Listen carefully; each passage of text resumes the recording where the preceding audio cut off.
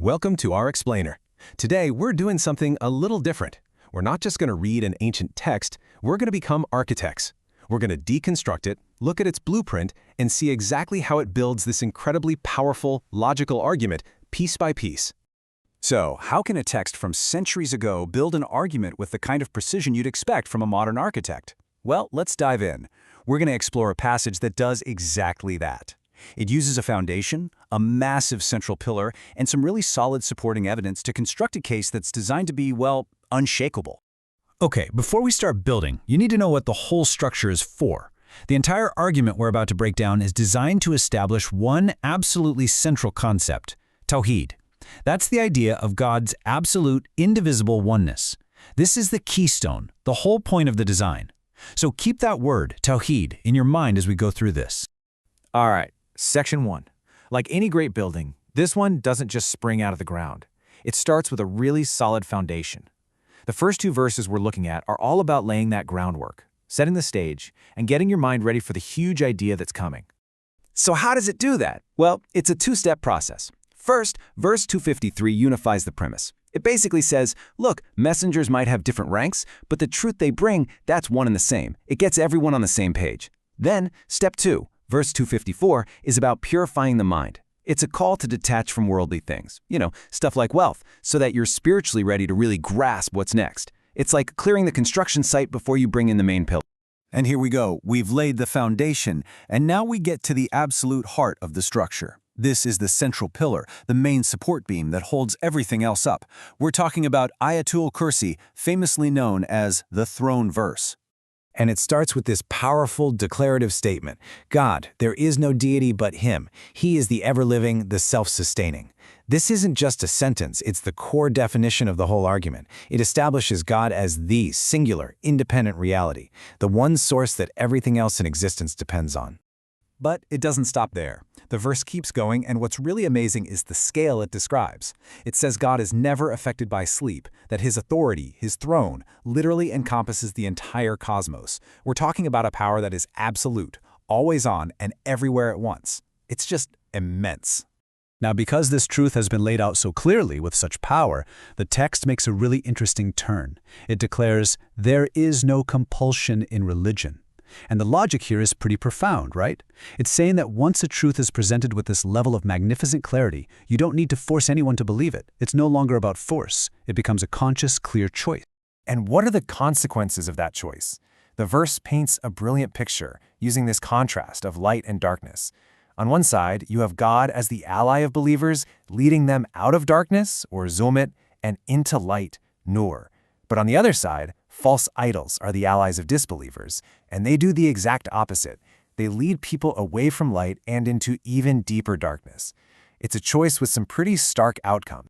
Okay, so the central pillar is now standing tall and firm. The main point has been made. But a good architect doesn't just stop there, right? You need to support that pillar, and that's exactly what the text does next. It erects 3 powerful support beams. And it does this in the form of 3 incredible stories, each one designed to prove the claims we just heard in the throne verse. So let's break down these proofs. We've got the proof against power, which is the story of Prophet Ibrahim versus the tyrant. Then there's a proof against time, with the man and the ruined town. And finally, a proof for the heart, again with Prophet Ibrahim and the 4 birds. Let's start with that first one, the one that pits divine authority right up against raw, earthly might.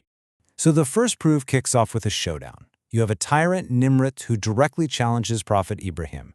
He's so arrogant in his own power that he claims, hey, I give life and death too. He's basically putting himself on the same level as God, thinking his authority is absolute.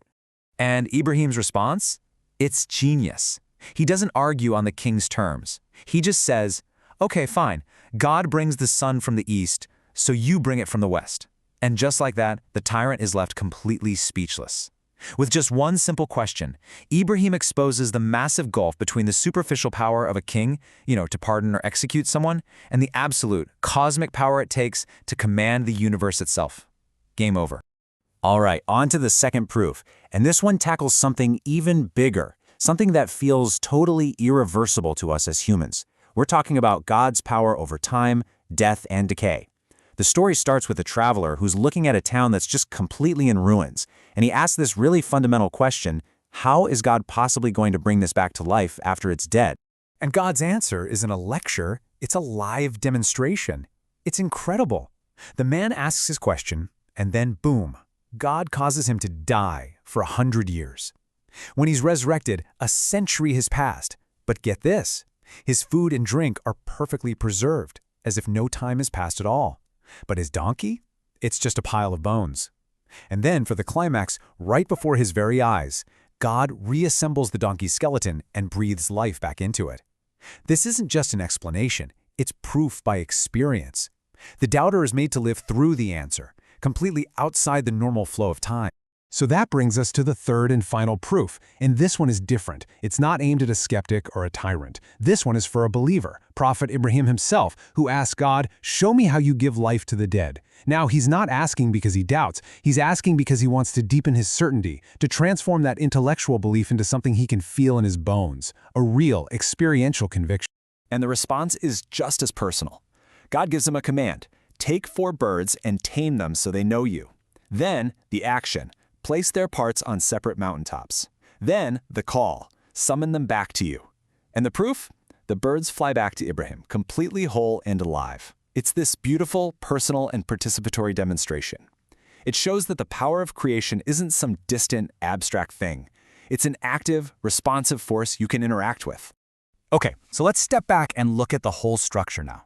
You have the foundation, the central pillar, and these 3 massive support beams. All of these pieces come together to form this perfect, complete arch. And what's the purpose of this arch? It's designed to do something really specific, to elevate a person from one state of knowing to a much, much deeper. The whole point of this architectural journey is to guide the reader across a bridge. You start at a place called Iman, which is belief. You know, the intellectual acceptance that something is true. But the structure is designed to take you to a destination called Yaqeen. And that's something different. That is deep, heartfelt certainty. The kind of conviction that isn't just thought, it's felt, because you've seen the proof. So let's just recap the architecture. You have the foundation, which prepared the mind. You have the central pillar, which defined God's absolute nature. Then, support beam number 1 proved God's power over earthly authority. Support 2 proved power over time and death. And support 3 proved that power directly to the heart of a believer. The result? A structure of belief that's designed to be absolutely unshakable. It's an absolutely masterful piece of intellectual and spiritual architecture. And when you see all the evidence laid out with such precision, it really leaves you with a big question, doesn't it? Where exactly is that line between just believing something and truly knowing it? And maybe more importantly, what does it take to build that bridge in our own lives, to move our own understanding from simple belief to that profound, heartfelt knowledge?